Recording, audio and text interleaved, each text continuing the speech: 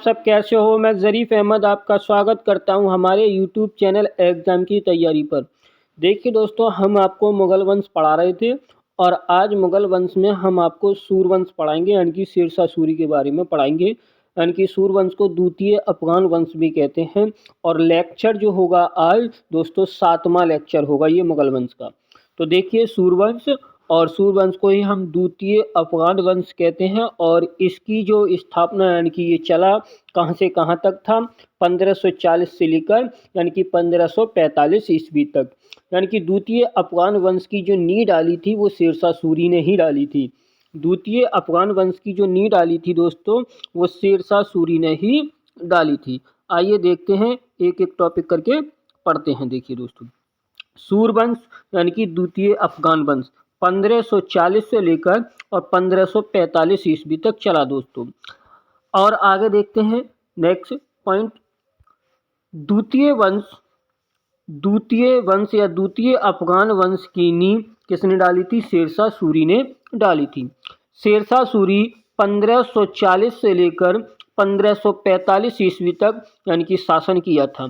शेरशाह सूरी ने 1540 से लेकर 1545 ईस्वी तक शासन किया था। इसके बचपन का नाम दोस्तों फरीद खां था। यानी कि शेरशाह सूरी के बचपन का नाम क्या था? फरीद खां था। पिता का नाम हसन खां था। दादा का नाम इब्राहिम सूर था जो घोड़े के व्यापारी थे। उपाधियाँ कौन कौन सी थी शेरशाह सूरी को? तो शेर खां की उपाधि मिली शेरशाह सूरी को, और हजरत आला की उपाधि मिली शेरशाह सूरी को, और शेर शाह की उपाधि धारण की। यानी कि शेरशाह सूरी को शेर खां, हजरत आला और शेर शाह की उपाधि मिली थी दोस्तों। आगे देखते हैं, शेरशाह सूरी का जो जन्म हुआ था वो कहाँ हुआ था उसके बारे में देखते हैं। तो शेरशाह सूरी का जो जन्म हुआ था 1472 ईस्वी में पंजाब के वजवाड़ों में हुआ था। यानी कि पंजाब के वजवाड़ा में हुआ था दोस्तों। यानी कि जन्म जो हुआ था शेरशाह सूरी का वो 1472 ईस्वी में पंजाब के वजवाड़ा में हुआ था। आगे देखते हैं, हसन खां शेरशाह के पिता थे। यानी कि हसन खां जो थे शेरशाह के पिता थे। और हिसार हरियाणा के जागीरदार जमाल खां के यहाँ नौकरी करते थे। यानी कि जो हसन खां थे वो जमाल खां के यहाँ नौकरी करते थे, और जमाल खां जो थे वो हिसार यानी कि जो हरियाणा में पड़ता है वहाँ के जागीरदार थे। यानी कि शेरशाह सूरी के जो पिता थे हसन खां वो जमाल खां के यहाँ नौकरी करते थे, और जमाल खां यानी कि हिसार यानी कि हरियाणा के जागीरदार थे। आगे देखते हैं दोस्तों, सिकंदर शाह लोधी ने जमाल खां को जौनपुर का जागीरदार नियुक्त कर दिया। तब जमाल खां ने अपने अधीन हसन खां को हाजीपुर, सासाराम और ख्वासपुर का जागीरदार बना दिया। यानी कि सिकंदर शाह लोधी ने जमाल खां को जौनपुर का जागीरदार नियुक्त किया था, और जमाल खां ने अपने अधीन यानी कि अपने अधीन हसन खां यानी कि जो शेरशाह सूरी के पिता थे उन्हें हाजीपुर, सासाराम और ख्वासपुर का जागीरदार बना दिया दोस्तों। आगे देखते हैं, शेरशाह सूरी का यानी कि शेरशाह बना दिया। शेरशाह सूरी का यानी कि इसके बाद शेरशाह सूरी का अपने पिता यानी कि हसन खां से झगड़ा हो गया। फिर शेरशाह सूरी जौनपुर आकर 3 वर्षों तक यानी कि 3 वर्षों तक अरबी, फारसी, हिंदी, गणित की शिक्षाएं प्राप्त की। आगे देखते हैं दोस्तों, 1947 ईस्वी में जमाल खां ने 1497 ईस्वी में यानी कि 1497 ईस्वी में जमाल खां ने पिता हसन खां व पुत्र शेरशाह सूरी के बीच समझौता करवाकर हाजीपुर भेज दिया।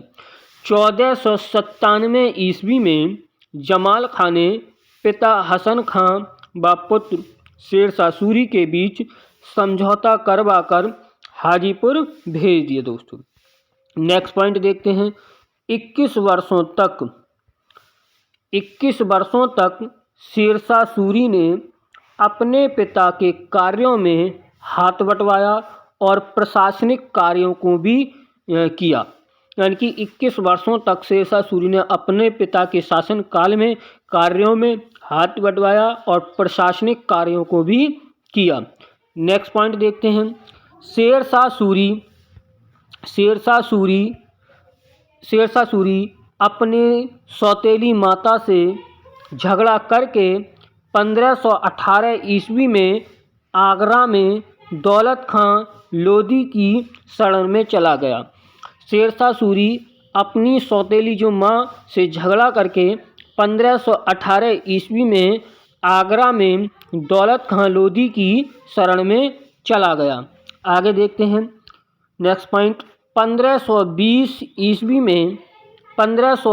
ईस्वी में हसन खां की मृत्यु हो जाने पर सुल्तान इब्राहिम शाह लोधी ने शेर शाह सूरी को हाजीपुर का जागीरदार बना दिया।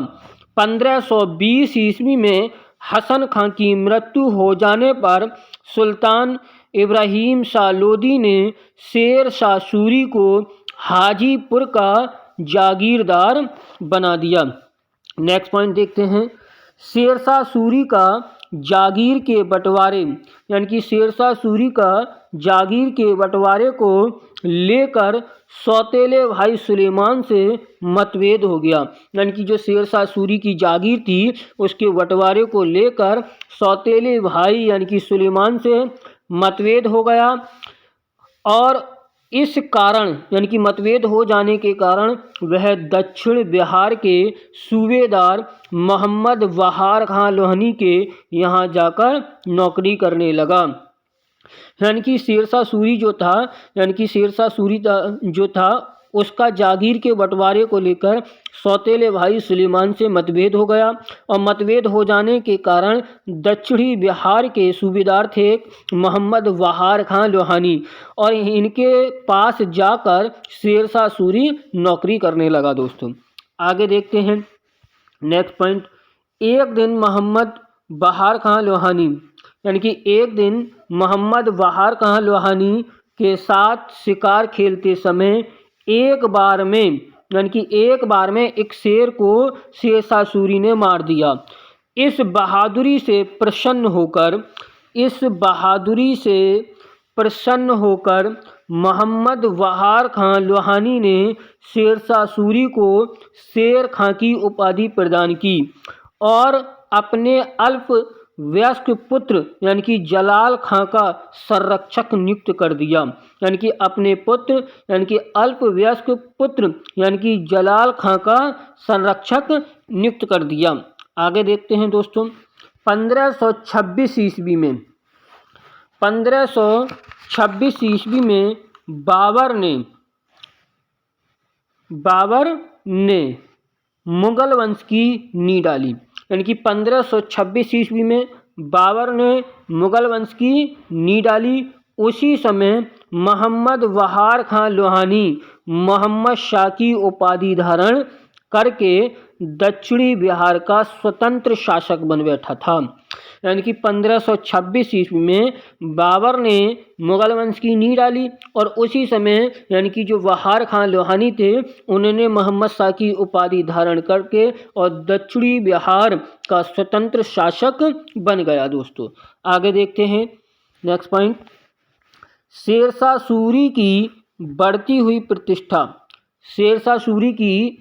हुई प्रतिष्ठा से बहार खां लोहानी सरदार शेरशाह सूरी से ईर्ष्या करने लगे, जिससे शेरशाह सूरी मुगलों की सेना में भर्ती होकर चंदेरी के युद्ध में बाबर की ओर से युद्ध किया। यानी कि जो 1526 ईस्वी में यानी कि जो युद्ध हुआ था उसमें शेरशाह सूरी ने यानी कि मुगलों की यानी कि बाबर की ओर से युद्ध किया था, यानी कि बाबर का यानी कि सहायता की थी। आगे देखते हैं दोस्तों। Next point. शेरशाह सूरी पुनः 1528 ईस्वी में बहार खां लोहानी उर्फ मोहम्मद शाह के यहाँ चला गया। यानी कि शेरशाह सूरी यानी कि दोबारा यानी कि पुनः 1528 ईस्वी में बहार खान लोहानी उर्फ मोहम्मद शाह के यहाँ चला गया। 1528 ईस्वी में यानी कि बहार खान लोहानी 1528 ईस्वी में बहार खान लोहानी की मृत्यु हो जाने के बाद शेरशाह सूरी ने बहार खान लोहानी की पत्नी दुदू से शादी करके हजरत आला की उपाधि धारण की और दक्षिणी बिहार का स्वामी बन बैठा। 1528 ईस्वी में बहार खान लोहानी की मृत्यु हो जाने के बाद शेरशाह सूरी ने बहार खान लोहानी की पत्नी थी एक दुदू से शादी करके हजरत आला की उपाधि धारण करके दक्षिणी बिहार का स्वामी बन बैठा। दोस्तों आगे देखते हैं पॉइंट। देखिए शेरशाह सूरी ने 1530 ईस्वी में चुनार के किलेदार यानी कि ताज खां की विधवा पत्नी शेरशाह सूरी ने 1530 ईस्वी में चुनार के किलेदार ताज खां की विधवा पत्नी लॉर्ड मलिका से विवाह करके चुनार के किले पर अधिकार कर लिया। यानी कि चुनार के किले पर अधिकार कर लिया। शेरशाह सूरी ने 1530 ईस्वी में चुनार के किलेदार ताज खां की विधवा पत्नी थी लॉर्ड मलिका से विवाह करके चुनार के किले पर अधिकार कर लिया। ठीक है दोस्तों, यहीं पर हमारा लेक्चर समाप्त होता है।